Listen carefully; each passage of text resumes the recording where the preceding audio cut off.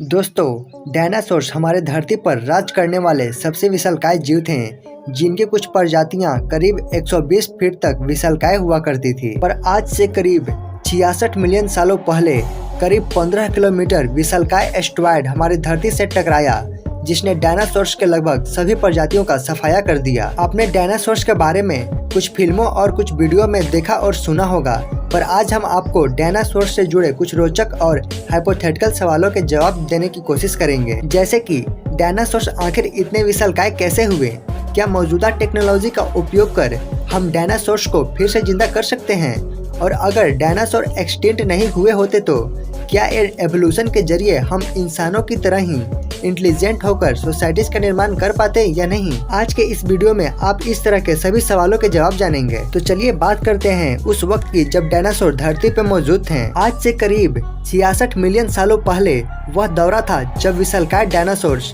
हमारे धरती पर राज किया करते थे। इस एरा को मुख्य रूप से ट्रेसिक, जुरासिक और क्रेटेशियस काल में बांटा जाता है, जिस दौरान डायनासोर्स की अलग अलग प्रजातियां अस्तित्व में थी। पर ऐसा नहीं है कि इससे पहले हमारे धरती पर जीवन नहीं था।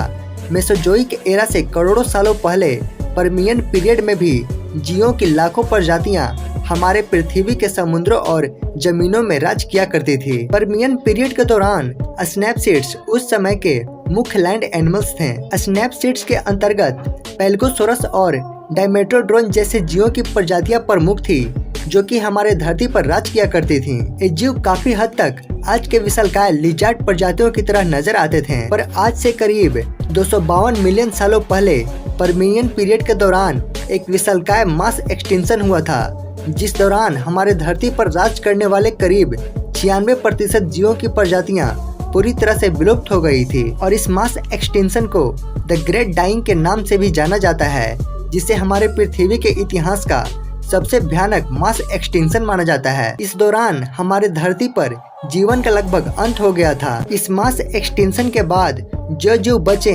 उनमें डायनासोर मॉर्फ्स नामक जीवों की एक प्रजाति भी मौजूद थी। एक कैट साइज के रेप्टाइल्स थे जो कि काफी तेज गति से भाग सकते थे। डायनासोर मॉर्फ्स को ही डायनासोर्स का पूर्वज माना जाता है, जिन्होंने आज से करीब 230 मिलियन सालों पहले ट्रू डायनासोर्स का रूप लिया था, जो कि बाद में जाकर सॉर्पोड्स और दूसरे कार्निवोरस डायनासोर्स में इवोल्व हुए। चलिए अब बात करते हैं सबसे विशालकाय डायनासोर्स के प्रजातियों के बारे में। अभी तक किए गए खोजों में वैज्ञानिकों को बैरोसोरस और अर्जेंटिनोसोरस जैसे विशालकाय डायनासोर्स प्रजातियों का पता चला है, जो कि 30 से 40 मीटर तक विशालकाय हुआ करते थे। वह उनका वजन 100 टन तक हुआ करता था। पर सोचने वाली बात यह है कि हमारे धरती के पिछले करीब 500 मिलियन सालों के इतिहास के दौरान क्या केवल यही वह दौर था जब हमारे धरती पर इतने विशालकाय जीवों का राज था? क्या दूसरे ऑर्डोविशियन, डेवोनियन, पर्मियन और वर्तमान पीरियड के दौरान कभी भी हमारे धरती पर इतने विशालकाय जीव मौजूद नहीं थे? इस बात को आप कमेंट बॉक्स में सोचकर बताइएगा। और हम लोग अब बात करते हैं कि आखिर डायनासोर इतने विशालकाय कैसे हो जाते थे। ऐसे में वैज्ञानिकों के सामने आज भी सबसे बड़ा सवाल यह है कि आखिर उस समय में हमारे पृथ्वी में क्या खास मौजूद था, जिसकी वजह से डायनासोर्स इतने विशालकाय हो जाते थे। कई सालों के दौरान दुनिया भर के वैज्ञानिकों ने इस सवाल का जवाब जानने की रिसर्च भी की है। शुरू में वैज्ञानिकों का मानना था कि उस समय हमारे एटमॉस्फेयर में आज की तुलना में ज्यादा ऑक्सीजन मौजूद था, जिसकी वजह से उस समय मौजूद जीव इतने विशालकाय हो जाते थे। वहीं कुछ वैज्ञानिकों का सोचना था कि उस समय हमारे धरती पर ग्रेविटी आज की तुलना में कम रही होगी, जिसकी वजह से उस समय मौजूद जीव इतने विशालकाय हो जाते थे। पर समय के साथ साथ ये थ्योरीज गलत साबित हुई, जिसे वैज्ञानिकों ने नकार दिया। और हाल ही में किए गए नए खोजों से पता चला है कि उस समय हमारे एटमॉस्फेयर में आज की तुलना में 2 से 3 गुना कार्बन डाइऑक्साइड कम मौजूद था, जिसकी वजह से उस समय का एवरेज तापमान 30 डिग्री सेल्सियस से करीब हुआ करता था, जिसके चलते उस समय पेड़ पौधों की कहीं ज्यादा प्रजातियां मौजूद थी। ऐसे में पेड़ पौधे खाने वाले सॉरोपोड्स डायनासोर्स के लिए खाने के लिए कहीं ज्यादा न्यूट्रिएंट्स वेजिटेशन मौजूद था। साथ ही यह विशालकाय आकार उन्हें शिकारियों से भी बचाता था, जिसके चलते धीरे धीरे उनका आकार इतना विशालकाय हो गया। वहीं कुछ वैज्ञानिकों का मानना था कि उस समय मौजूद सॉरोपोड्स, जो कि पेड़ पौधे खाने वाली विशालकाय डायनासोर्स की प्रजातियां थीं, उनका शरीर इस तरह इवॉल्व हुआ था कि वो ज्यादा से ज्यादा ऑक्सीजन प्रोसेस कर पाते थे, जिसकी वजह से कई लाख सालों के इवोल्यूशन के दौरान वो इतने विशालकाय हो गए हैं। अब जब वे इतने विशालकाय हो गए थे तो उनका शिकार करने वाली प्रजातियां भी कई सालों के इवोल्यूशन के दौरान विशालकाय हो गए हैं। खैर, ये सभी अभी थ्योरीज ही हैं और वैज्ञानिकों को अभी तक इस सवाल का सटीक जवाब नहीं मिल पाया है। ऐसे में अगला सवाल यह है कि अगर मास एक्सटिंक्शन के चलते डायनासोर्स का अंत न हुआ होता तो क्या ऐसी कोई संभावना है कि ये लाखों सालों के एवोल्यूशन के चलते हम इंसानों की तरह ही इंटेलिजेंट होकर मॉडर्न सोसाइटीज का निर्माण कर पाते हैं। ऐसे में वैज्ञानिकों का कहना है कि जब डायनासोर्स का अंत हुआ था उस समय भी इनका इवोल्यूशन ही हो रहा था, इसलिए ऐसा नहीं कहा जा सकता है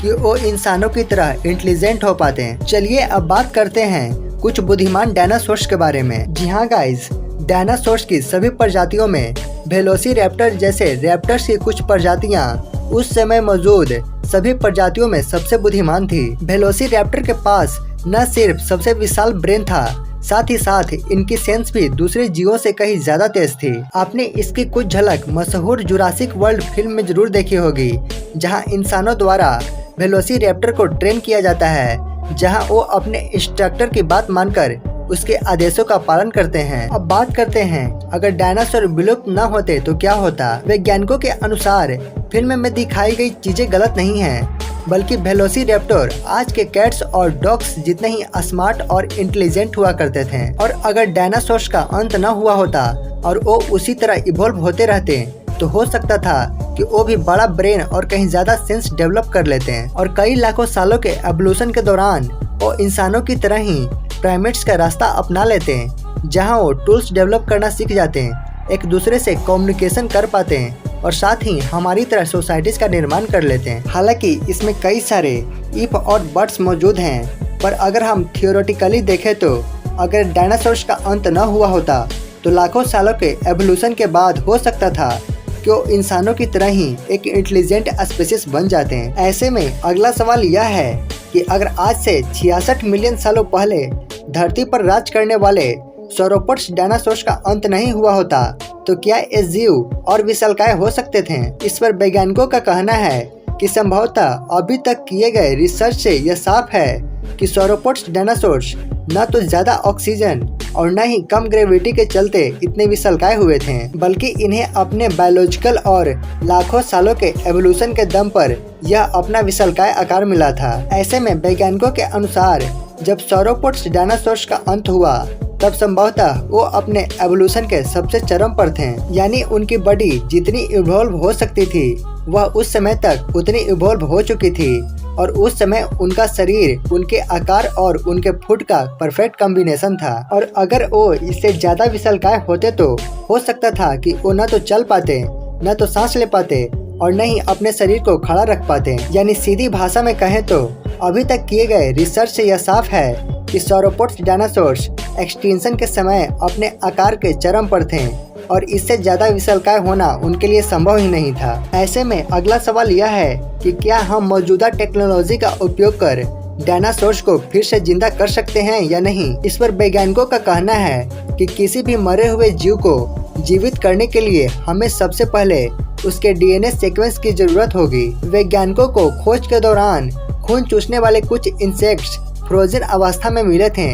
जिन्होंने आज से मिलियन सालों पहले डायनासोर्स के ब्लड को चूसा होगा और फिर वो किसी कारणवश फ्रोज हो गए। ऐसे में आज भी इनके अंदर डायनासोर्स का ब्लड मौजूद हो सकता है, जिसके बाद कुछ कयास लगाए जा रहे थे कि इस ब्लड के जरिए वैज्ञानिक डायनासोर्स के डीएनए सीक्वेंस का पता लगाकर उन्हें फिर से जीवित कर सकते हैं। पर यह अधूरी सच्चाई है। हमारी दुनिया में मौजूद हर चीज की तरह ही डीएनए की भी एक एक्सपायरी डेट होती है, जिसके बाद यह डिग्रेड होना शुरू हो जाता है। मच्छर के अंदर मिले डायनासोर के ब्लड से उसका डीएनए काफी लाखों सालों पहले ही डिग्रेड हो चुका है। हम कुछ हजारों सालों पहले लुप्त हुए डोडो और उली मैमथ के डीएनए को इस तकनीक के जरिए रिकवर कर सकते हैं, पर इसके जरिए डायनासोर्स के डीएनए को रिकवर कर पाना संभव नहीं है। अभी तक वैज्ञानिकों को मिला सबसे ओल्डेस्ट डीएनए करीब 1 मिलियन साल पुराना है। वही डायनासोर्स का अंत आज से करीब 66 मिलियन सालों पहले हुआ था। ऐसे में वैज्ञानिक डायनासोर के डीएनए को रिकवर कर पाने के करीब भी मौजूद नहीं है। साथ ही बेहद कम ही संभावना है कि उनका डीएनए आज भी किसी रूप में हमारे धरती पर प्रिजर्व होगा। ऐसे में सीधी भाषा में कहा जाए तो फिल्मों में डायनासोर्स को वापस अस्तित्व में लाने जैसी बातें केवल साइंस फिक्शन है और मौजूदा टेक्नोलॉजी या भविष्य की टेक्नोलॉजी का उपयोग कर डायनासोर्स को फिर से जीवित करना नामुमकिन है। गाइज, डायनासोर्स के बारे में आपका क्या विचार है कमेंट बॉक्स में जरूर लिखिएगा और आगे भी ऐसे ही अमेजिंग और नॉलेजेबल वीडियोस देखने के लिए आप अपने इस चैनल को लाइक, सब्सक्राइब और कमेंट करें। जय हिंद।